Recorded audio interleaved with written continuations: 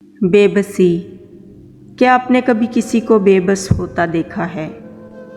किस्मत के हाथों, औलाद के हाथों, रिश्तों के हाथों, गुर्बत के हाथों और मोहब्बत के हाथों। आज की कहानी है एक बेबस औरत की।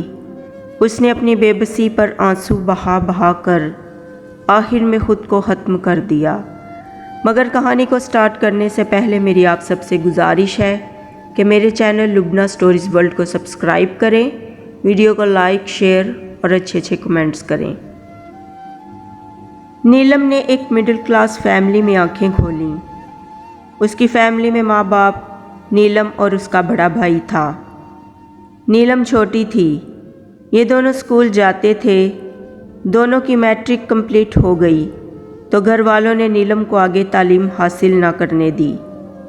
उसके भाई ने कॉलेज तक तालीम हासिल की और उनके बाप की अचानक एक हादसे में मौत हो गई। घर के हालात बिगड़ने लगे। आखिरकार उसके भाई सुनील ने एक ऑफिस में जॉब कर ली।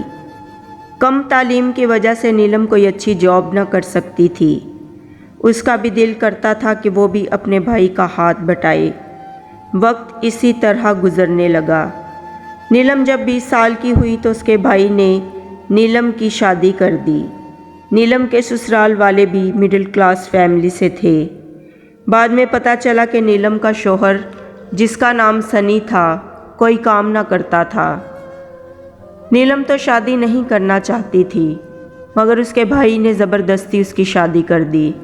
उसका कहना था कि पहले नीलम की शादी कर दूं, फिर अपनी शादी करूंगा।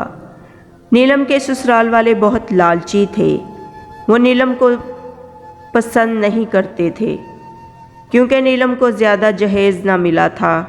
हालांकि उनका अपना बेटा बेकार था, कोई काम ना करता था, हर वक्त आवारा लड़कों में फिरता था।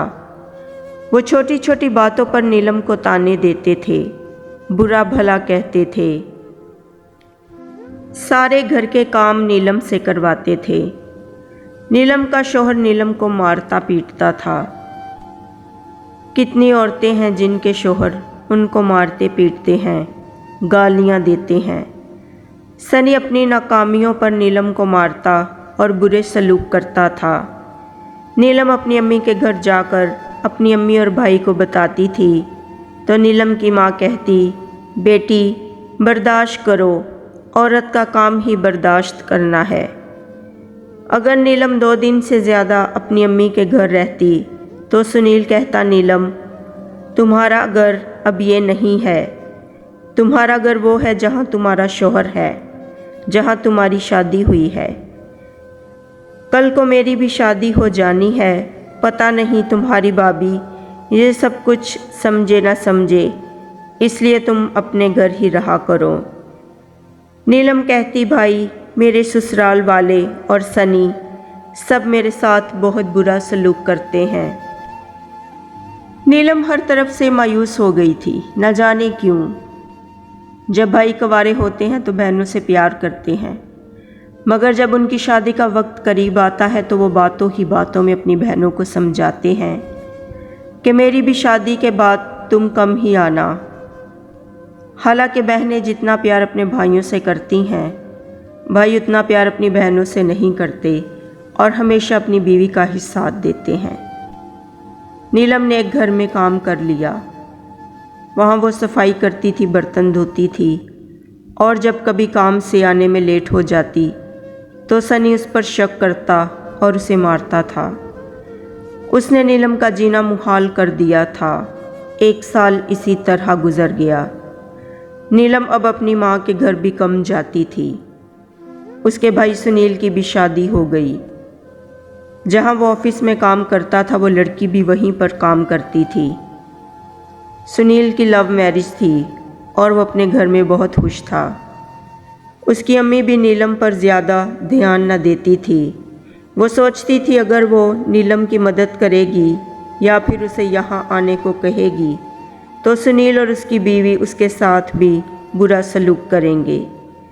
नीलम की अम्मी भी मजबूर थी। उसका शौहर ना था और सुनील के सिवा उसका कोई और आसरा भी तो ना था। नीलम दिन रात अपनी किस्मत पर रोती रहती थी। नीलम मजबूर थी, बेबस थी। आखिर वो क्या करती।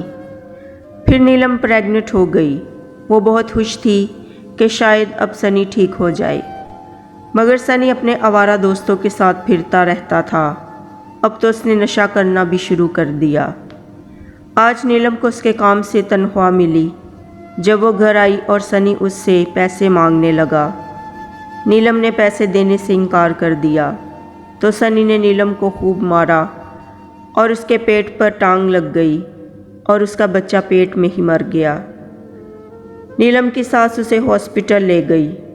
जब नीलम घर आई तो नीलम ने अपनी नंद के फ़ोन से अपनी अम्मी को रो रो कर फ़ोन किया और बताया।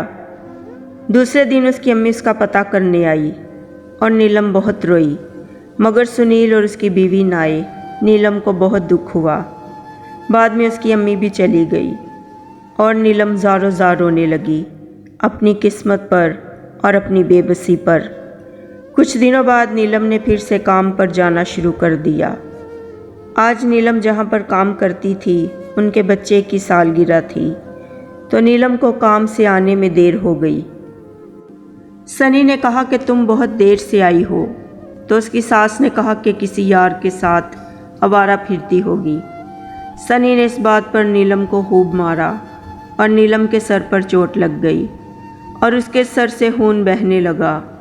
उसने अपनी नंद के फ़ोन से फिर से अपनी अम्मी और भाई को फ़ोन किया और रो रो कर सब कुछ बताया। उसके भाई ने कहा कि परेशान ना हो, मैं कल आऊँगा, मेरा अपना भी घर है। तुम्हें तो पता है कि तुम्हारी भाभी भी प्रेग्नेंट है, मैं उसे किसी किस्म की टेंशन नहीं दे सकता। नीलम ने फ़ोन बंद कर दिया और रोने लगी। वो पूरी रात सोचती रही कि मेरा इस दुनिया में कौन है, कौन मेरा साथ देगा, मैं किसके सहारे ज़िंदगी बसर करूं। भाई का घर भी मेरा नहीं है और शोहर का घर भी मेरा नहीं है, तो मेरा कौन सा घर है। वो इस कदर टूट चुकी थी, मायूस हो चुकी थी कि उसने पंखे पर फंदा डालकर खुदकुशी कर ली और तड़प तड़प कर अपनी जान दे दी। सुबह पूरे मोहल्ले में शोर मच गया। ससुराल वालों ने कहा कि ये ठीक औरत नहीं थी, खराब थी, दूसरे मर्दों के साथ इसके नाजायज़ ताल्लुकात थे। नीलम की अम्मी और भाई भी आए। उसकी माँ बहुत रोई, मगर अब रोने का क्या फ़ायदा था। नीलम की नंद ने नीलम के भाई को एक खत दिया जो नीलम ने अपने भाई के लिए लिखा था कि काश भाई तुम मेरी मदद करते, मुझे इन बुरे हालातों से निकाल कर ले जाते, मुझे बस 2 वक्त की रोटी देते और घर के किसी कोने में पड़ा रहने देते। काश तुम मेरे सर पर हाथ रखते एक बाप की तरह। हाँ, मगर याद रखना, अगर कल को तुम्हारी अपनी बेटी के साथ ऐसा सब कुछ हुआ जो मेरे साथ हुआ है, तो खुदा के वास्ते अपनी बेटी का साथ ज़रूर देना।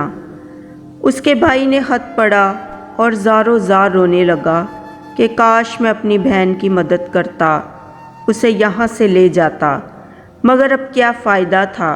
कहते हैं अब क्या पछताना जब चिड़ियाँ चुग गईं खेत। आज भी औरतें कितनी बेबस और मजबूर हैं। कभी किसी डॉक्टर को बेआबरू कर देते हैं और कभी किसी बेटी को स्कूल में बेआबरू कर देते हैं और फिर बुरी तरह मार देते हैं। कभी ससुराल वाले जला देते हैं तो कभी गंदी गंदी बातें या बुरे इल्ज़ाम लगाते हैं, या फिर उसका अपना शौहर ही औरत को मारता पीटता है, मनहूस कहता है, उसे बेकार कहता है। तो दोस्तों, ये थी नीलम की कहानी। ये आपकी या फिर मेरी कहानी भी हो सकती है।